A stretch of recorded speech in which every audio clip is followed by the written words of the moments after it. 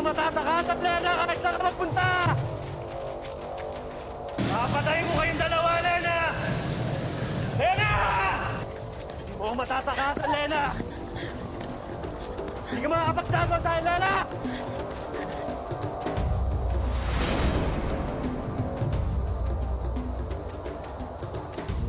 Lena!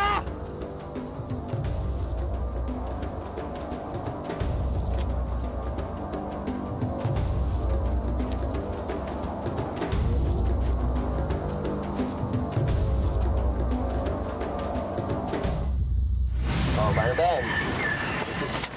Nabuta ka pa sa akin, ha? Teka nga lang. Nakakapanibago yata. Ang swerte mo yata ngayong araw na to. Diba? Ganun talaga, pare. Panapanoon lang yan. Saan may bayad? Tagal naman. Kaya pala sige swerte to, eh. Nandyan yung misis mo, eh, oh. Mal! Mal, diyan pala, eh. Kaya dito. Mare, alam niyo, dito talaga ang swerte, eh. Jackpot, di ba? Ano? Kiss mo, Mal! Kiss mo! Naks naman! Panalo, di ba? Anip! Kayo talaga, masyado yung kinukonsinti yung mahal ko. Kaya nalululong sa sugal eh. Ano naman? Nilibang lang kami, kumari. Ikaw naman, dito ka pa na Nermon, eh. Umuwi ka na. Sinuswerte na, mamalasin ka. O, nanakaw. Sige na. Ingat, kumari. Okay mo? Game. Swerte, tayo niyang paano. Alam mo, baguhin natin yung pusta natin.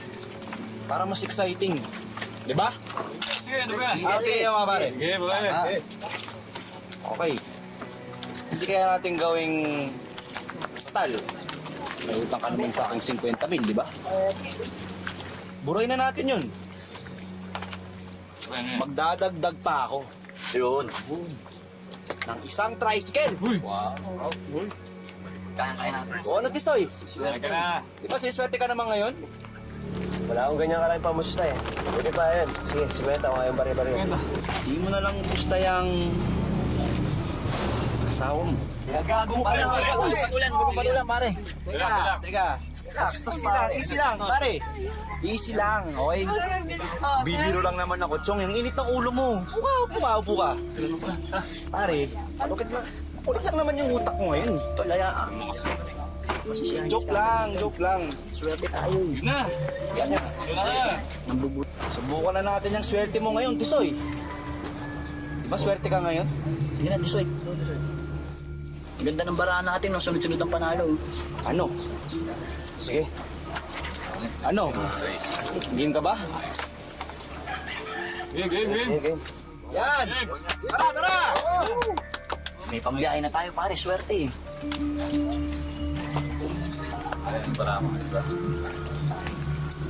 Nak ng teteng naman, ah. Oh. Kung mapapasubo ako dito, ah. Pare, Ano pare? Best way to? Sige, easy. Pagasan na ng bara. makakabiyahe na tayo, pare. Straight flush, pare. Huwag mo magalaw-galaw sa awa. Pare! Papatayin kitang hayop ka. Subukan mo lang. Wala nang bawian, di ba? Tama ka na, pare. Kunin ko lang yung premyo ko. Tama na yan. Tama na. Hayop ka! Tama na. Ingat, tol!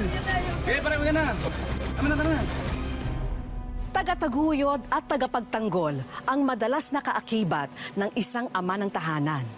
Ngunit paano kung siya mismo ang nagdudulot ng hirap at pighati sa kanyang mag-iina? Ito ang pagsubok na haharapin ng isang ina na tila hindi makatakas sa pagsasamang puno ng galit at karahasan. Magandang hapon po mga kapuso, ito po ang Wish Ko Lang.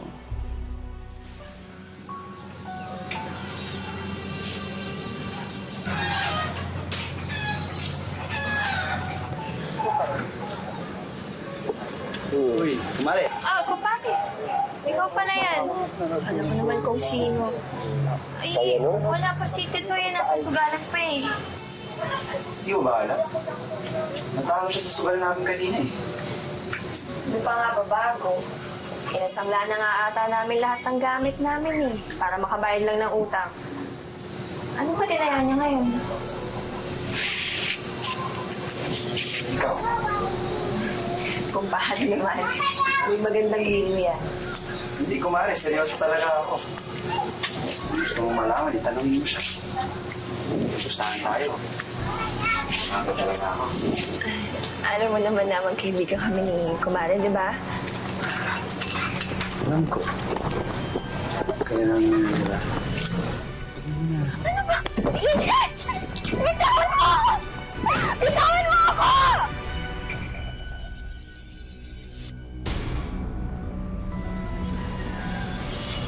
Hoy, saan punta dito? Soy! Soy! Bitawan mo ako! Bitawan mo ako! Nasasaktan ako doon! Maingay! Bitawan mo ako!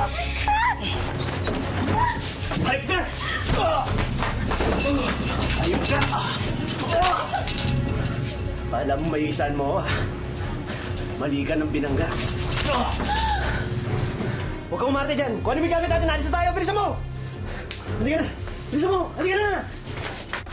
Nang dahil sa krimen, napilitan sina Tisoy at Lena na magtago sa ibang lugar. Ano bang pumasok sa kokote mo, ha? At pati ako, tinaya mo. Gamit ba ako na pwede mo lang isangla pag wala kang pera? Hoy, pasalamat kasi sinagip kita sa gagong yan. Dahil kung hindi, hayaan na lang kita marip ng hayop na yan. Ah, ganon. Kasalanan ko pa. Kasalanan ko pa ngayon. Ang sabihin mo, kung hindi ka babala-balandra dyan, hindi ka sana binabastos. Baka nakakalimutan mo. Ikaw ang una ng bastos sa akin. Kaya tayo nagpakasal dahil pinagsamantalahan mo ko. Tapos ngayon, itataya mo pa ako sa sugal. Gusto mo, ha? Ha? Sasaktan ako, Tesoy. Siguro, nagsisisi kang dumating ako, no? Gusto mo na si kumpare, ha? Ha? Ito, tandaan mo, ha? Aakin ka lang. Ipasok mo yung sa kukote mo. Lahat na sasabihin ko, gagawin mo. Dahil kung hindi, papatayin din kita. Naintindihan mo? Ha?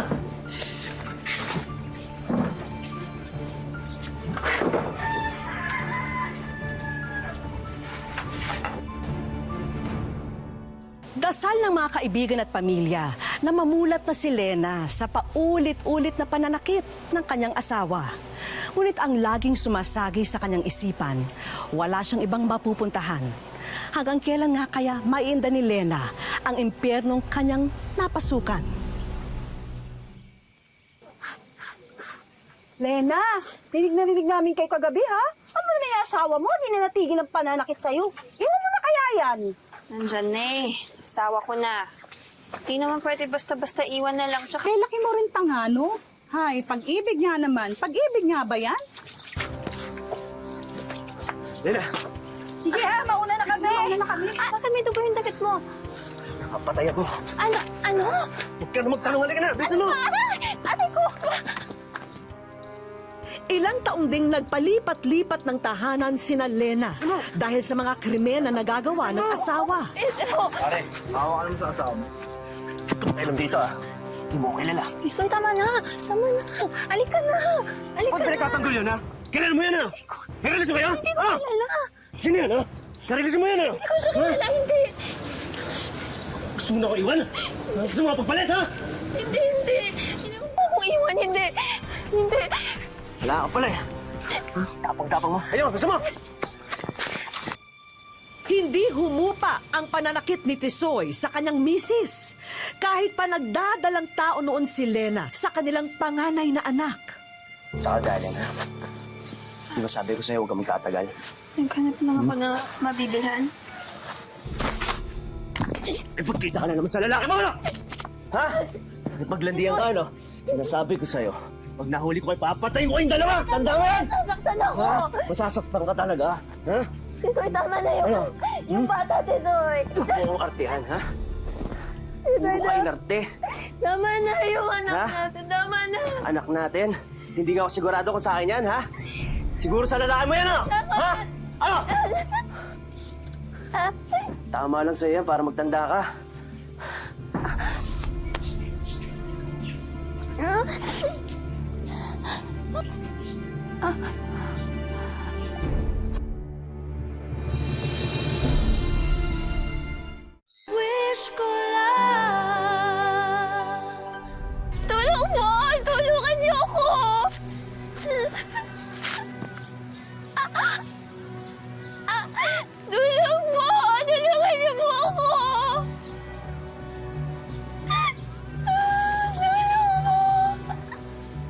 niyo po ako! Parang awa niyo na tulungan niyo po ako!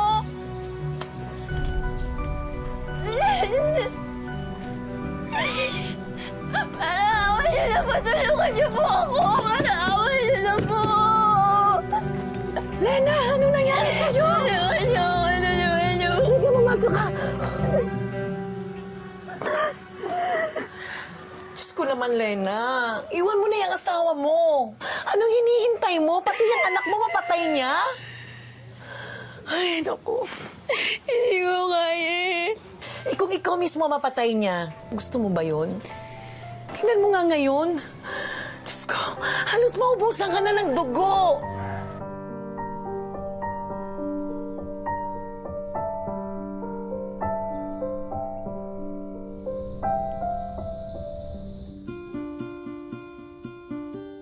Ilang taon ang lumipas bago nakapagpasya si Lena na dapat na niyang iwanan ang asawa. Gusto na niyang makaiwas sa magulong buhay, lalo na't lumalaki na ang kanyang panganay at ipinagbubuntis pa niya ang bunsong anak nila.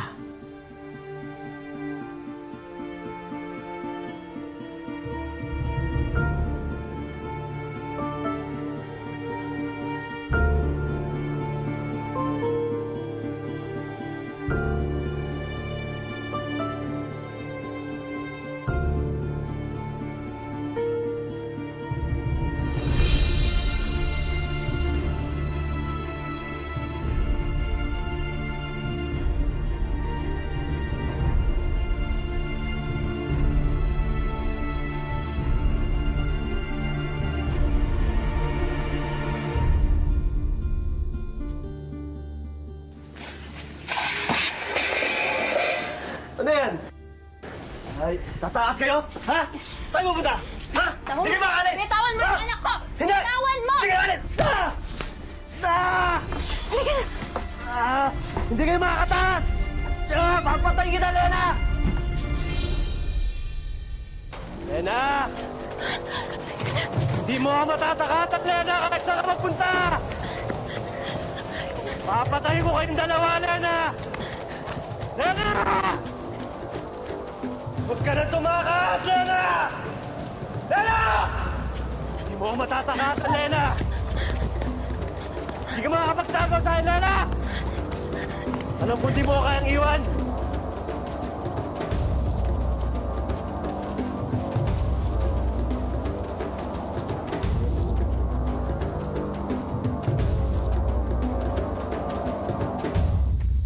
Hindi mo ako matatakasan, Lena! Papatayin kita!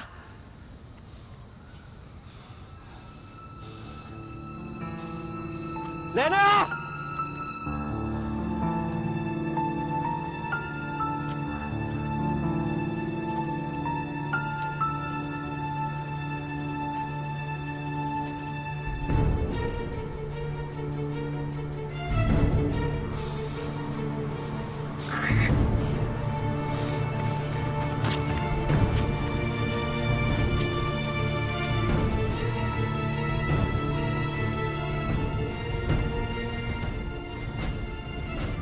Nakatakas man si Lena sa karahasan ng kanyang asawa, dala-dala pa rin niya ang takot na baka muli silang matagpuan.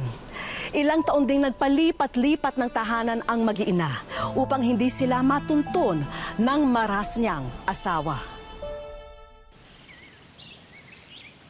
Muling nagsimula ng panibagong buhay sina Lena at nagsumikap para sa kanyang mga anak. Pero hindi nawala ang takot na baka matuntun sila ng kanyang mister.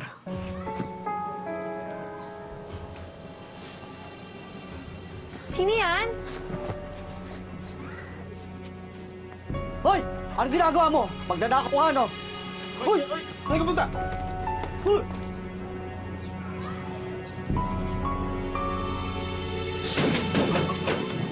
Sino yan?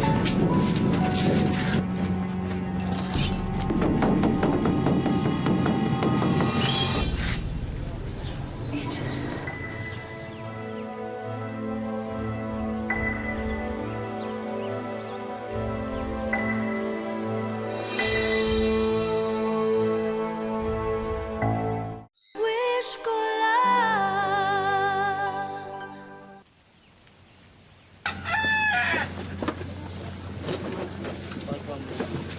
Mga madam, mga ate, may bago akong mga stock na dala para sa inyo. Tingnan nyo itong mga damit, magaganda yung tela. Maganda yung kulay. Nako, imported yan. Okay yan, maganda yan. Oh, bagay ito sa'yo, ate. Tingnan mo yung kulay. Oh. Nakakaputi yan, ate. Bagay sa'yo. Isang lalaking alias Tisoy ang nahuli ng mga otoridad kagabi. Huling-huli ang lalaking nagnanakaw sa Barrio Concepcion. Matagal na raw minamanmanan ang lalaki ito na pinaghihinalaan din gumagamit ng pinagbabawal na gamot.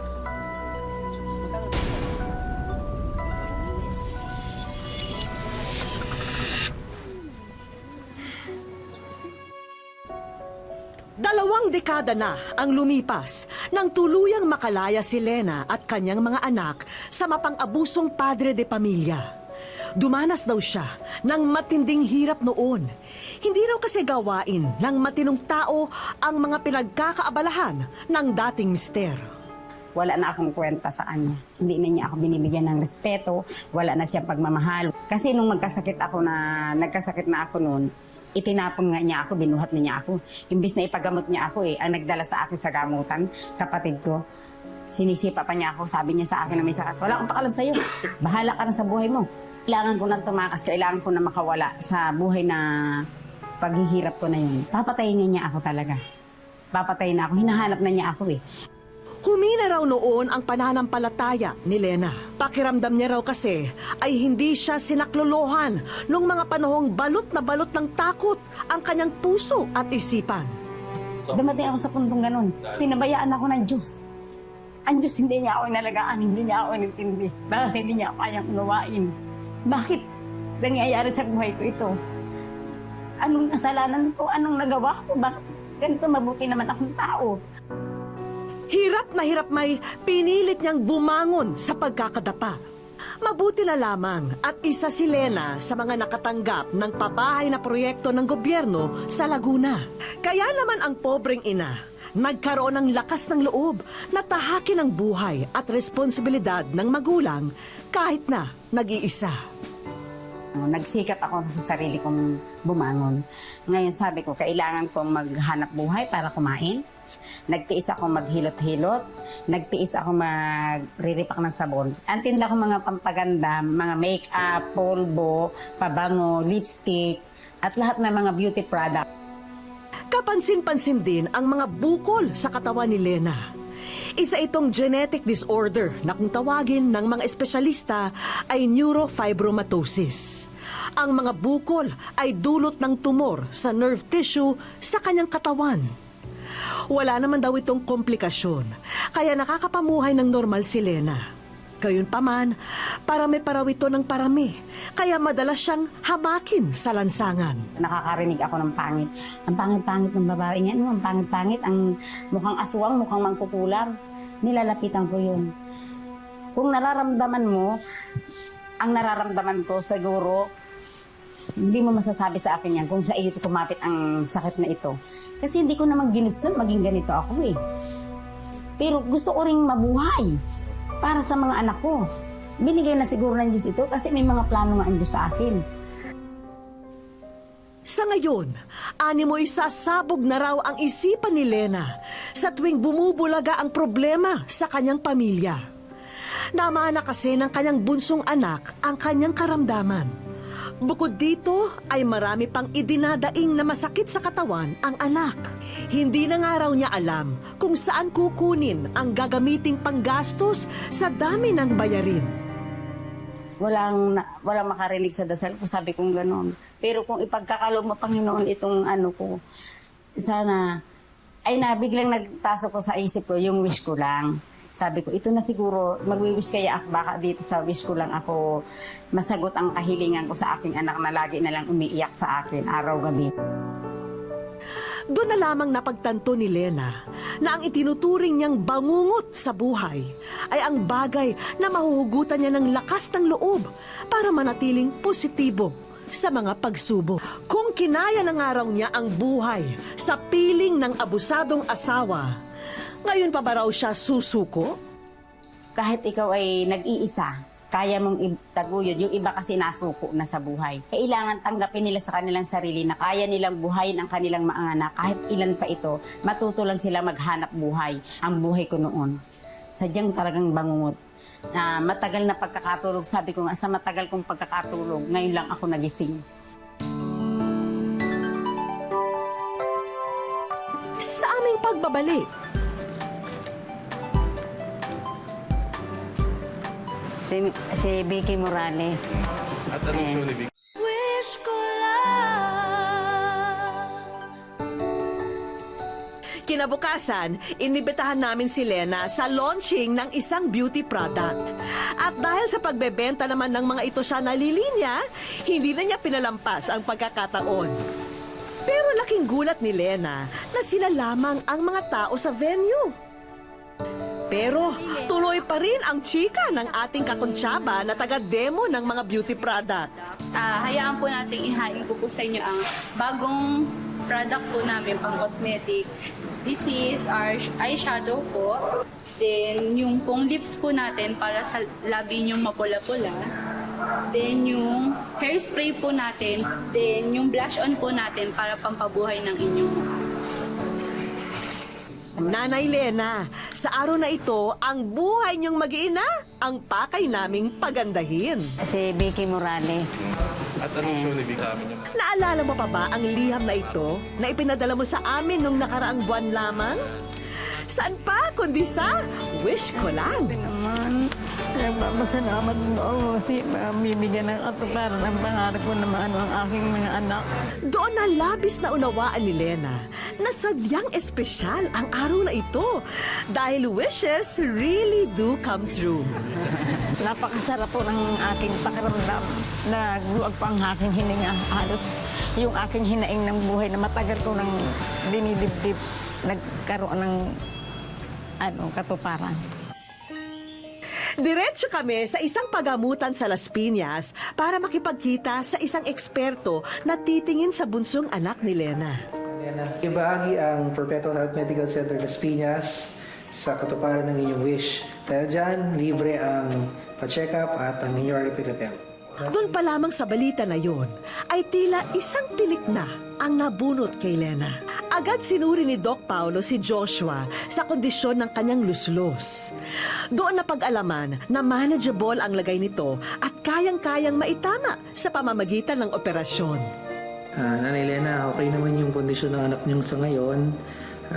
Madali naman yung operasyon. Kailangan lang ng preparation bago i-undergo sa operation niya.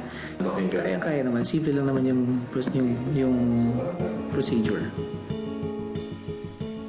Siguro na may angkop lamang ito para sa ulirang ilaw ng tahanan na paminsan-minsay makapamasya sa mga magagandang lugar tulad nito.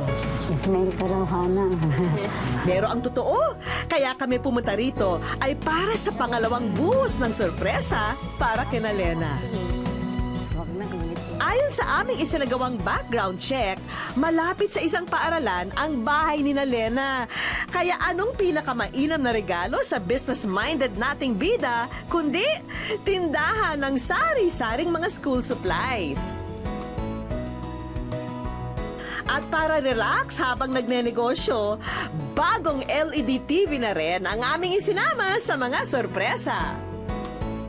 Hindi sa panaginip po, hindi ko inasahan na darating itong araw na to na ako ay mabibigyan ng napakalaking tulong para sa amin. Hindi raw pala talaga siya tinalikuran ng Diyos. Bagkus ay sinubukan lamang ang tatag ng kanyang pananampalataya. Nariyan din ang additional financial assistance na magsisilbing ayuda para naman masiguradong walang kalugi-lugi ang papasukin mong negosyo. Maraming salamat po. Napakalaking kasiyahan po sa akin itong naibigay sa akin. Ito po yung napakalaking bahagi ng buhay ko na hanggang kamatayan dadalhin ko po ito para maiiwan ko sa aking mga anak. Sila ang magpapalago. At dahil patapos na sa high school si Joshua, hindi mo na rin po problemahin ang mga gastusin pagtungtong niya sa kolehiyo. Maraming salamat po. Thank you po. Abateka, bukod pala sa libreng bakasyon, ay may engranding papiging pa ang water park kina Lena.